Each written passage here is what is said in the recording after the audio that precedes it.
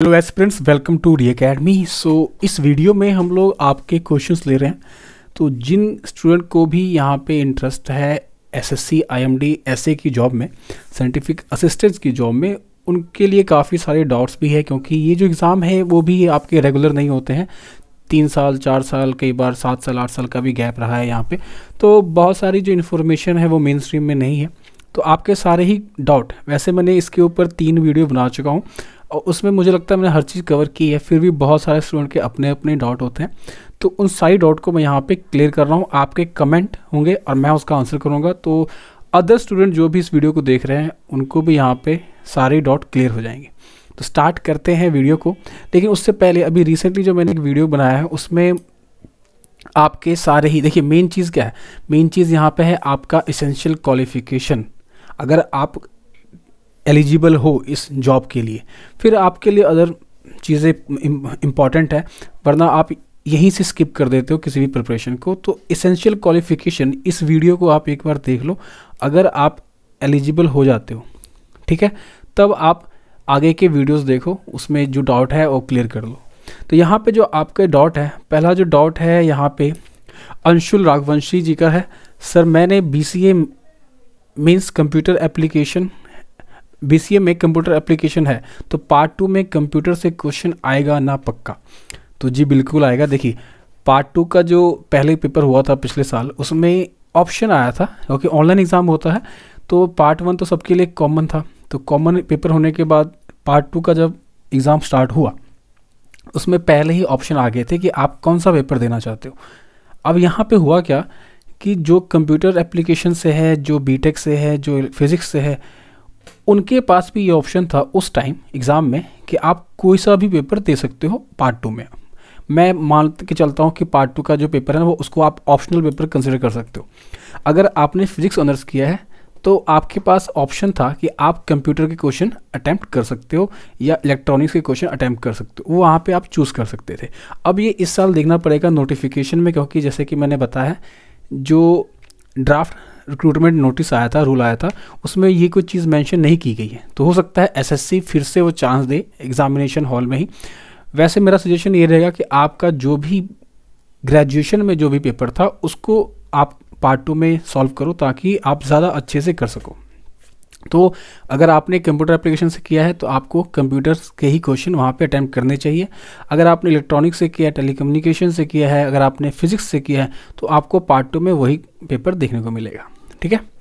इसके अलावा देखिए, आपने कोई भी किया हो, चाहे टेलीकम्युनिकेशन से किया हो, चाहे इलेक्ट्रॉनिक्स से किया हो, लेकिन आप 3 ही ऑप्शनल है यहाँ पे, 3 ही पेपर है पार्ट 2 में, फिजिक्स, कंप्यूटर साइंस और इलेक्ट्रॉनिक्स एंड कम्युनिकेशन। तो इन्हीं का सिलेबस आपको पढ़ना पड़ेगा। अब वो कैसे पढ़ना पड़ेगा मैं आपको वीडियोस के थ्रू बताऊंगा सारी चीज़ें। सेकंड जो क्वेश्चन है, ये अनुष्का यादव जी है।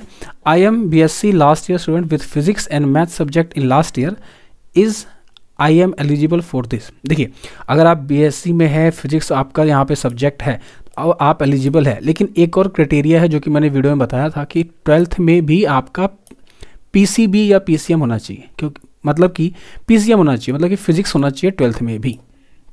अगर 12th में भी आपने फिजिक्स रखा था, ग्रेजुएशन में भी आपका फिजिक्स है, और ग्रेजुएशन में आपके 60% मार्क्स आ रहे हैं, तो आप एलिजिबल हो, ठीक है। नेक्स्ट क्वेश्चन देखते हैं। मोटिवेशन गुरु जी का क्वेश्चन है ये, कंप्यूटर साइंस वाला कैंडिडेट इलेक्ट्रॉनिक्स सेलेक्ट कर सकता है क्या?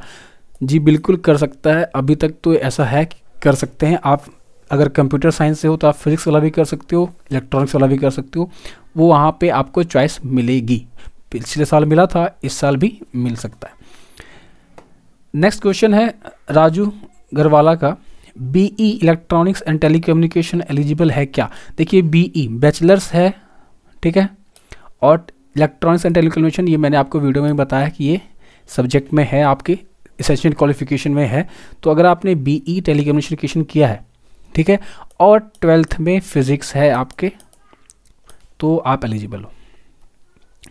नेक्स्ट अनुष्का सल्दाना जी का सवाल है ये, bachelors in engineering information science eligible है? देखिए, इंजीनियरिंग इंफॉर्मेशन साइंस के बारे में इसेंशियल क्वालिफिकेशन में कोई इन्फॉर्मेशन है ही नहीं।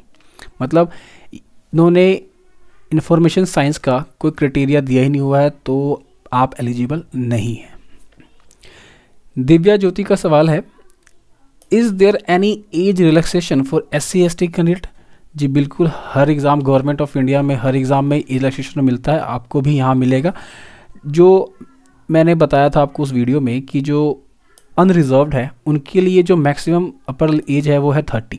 तो अगर 30 है, अगर आप अनरिजर्व्ड हो, जर्नल हो और आपकी एज 30 से ज़्यादा है तो आप जर्नल में एलिजिबल नहीं हो। और अदर कैटेगरीज़ के लिए, OBC के लिए 3 साल का रिलैक्सेशन, SC/ST के लिए 5 साल का रिलैक्सेशन और PH के लिए 10 साल का रिलैक्सेशन है। और अगर आप PH में OBC हो तो 13 साल, PH में SC/ST हो तो 15 साल, ऐसे करके ये बढ़ते जाता है। तो बिल्कुल एज रिलैक्सेशन है यहाँ पे। नेक्स्ट क्वेश्चन जो है वो है श्रद्धा जी का, sir please tell me SSC scientific assistance के लिए पार्ट 2 के लिए फिजिक्स कैसे प्रिपेयर करें? जी मैं बिल्कुल बताऊंगा। यहाँ पे मैं आपको तीनों ही पेपर के लिए ज़रूर बताऊंगा कि कौन से बुक पढ़ना है, कौन से टॉपिक से क्वेश्चन आते हैं और किस लेवल के आते हैं। ठीक है, मैं हर चीज़ आपको एक क्लैरिफाई कर दूंगा, क्रिस्टल क्लियर कर दूंगा आगे जो मैं वीडियोस लेके आऊँगा हर एक पार्ट के लिए, फिजिक्स के लिए भी, कंप्यूटर साइंस के लिए भी और इलेक्ट्रॉनिक्स के लिए भी। और मैं आपको सबके बुक लिस्ट के साथ सबका एक गाइड भी बताऊंगा, क्योंकि क्वेश्चन यहाँ पे उस तरीके का नहीं है कि IIT वाले सवाल यहाँ पे न्यूमेरिकल भी ज़्यादा सवाल पूछे जाते हैं, तो ऐसा है नहीं। तो ज़्यादा डिटेल में ज़्यादा कोई हैवी बुक भी नहीं पढ़नी है आपको पार्ट 2 के लिए, इतना ही पढ़ना है कि आपका एग्ज़ाम यहाँ पे क्लियर हो जाए। तो मैं ज़रूर बताऊँगा यहाँ पे। नेक्स्ट क्वेश्चन है दिव्या राय जी का, सर क्या मैं graduation first year form apply कर सकते हैं? नहीं, आप नहीं कर सकते हो। जो बैचलर्स डिग्री, मतलब कि ग्रेजुएशन यहाँ पे इसेंशियल है, तो ग्रेजुएशन करने के बाद ही आप यहाँ पे एलिजिबल होंगे। और जब तक आप फाइनल ईयर करोगे तब तक नई वैकेंसी आ चुकी होगी SSC IMD की। नेक्स्ट सवाल है यहाँ पे धनंजय का, वैकेंसी कितने आ सकती है? देखिए मैंने जो मेरे पास डिपार्टमेंटल न्यूज़ है उसके अकॉर्डिंग वैकेंसी आपकी 240 से 300 के बीच में। ठीक है, 240 से 300 के बीच में होने की चांसेस है। इससे ज़्यादा नहीं लगता है कि यहाँ पे आएंगे, लेकिन ये भी बहुत ज़्यादा है। बहुत ज़्यादा ऐसे मैं कह रहा हूँ क्योंकि आप देखो तो अदर एग्ज़ाम जो हो रहे हैं, चाहे इससे पहले जो हमने EPFO की प्रिपरेशन करवाई थी उसमें 400 सीट थे और 9 लाख से ज़्यादा स्टूडेंट ने एग्ज़ाम दिया था। यहाँ पे अगर 300 सीट भी है ना तो स्टूडेंट बहुत कम है। बहुत कम कैसे है? सिर्फ PCM, जिन्होंने 12th में PCM रखा होगा, ठीक है, PCM वही यहाँ पे एलिजिबल है। ठीक है, या जिन्होंने फिजिक्स रखा होगा। तो कंपटीशन तो वहीं पे ख़त्म हो गया, आर्ट्स वाले, कॉमर्स वाले सब चले गए। इवन जो डॉक्टर्स थे, मेडिकल वाले, वो भी निकल गए यहाँ से। तो PCM करने के बाद इंजीनियरिंग करते हैं स्टूडेंट, और इंजीनियरिंग में भी यहाँ पे सिर्फ कंप्यूटर और इलेक्ट्रॉनिक्स वाले एलिजिबल हैं। और यहाँ और अदर की बात करें तो जिन्होंने ऑनर्स किया था साइंस से वो एलिजिबल है। तो कैंडिडेट यहाँ पे बहुत कम रहेंगे, 2.5 से 3 लाख मैक्सिमम कहूँ तो 4 लाख जाएगा, इससे ज़्यादा नहीं जाएगा। ठीक है, तो यहाँ पे सीट रहेंगे आपके 240 से 300। नेक्स्ट क्वेश्चन है दी बायोग्राफी का, sir any percentage require in degree?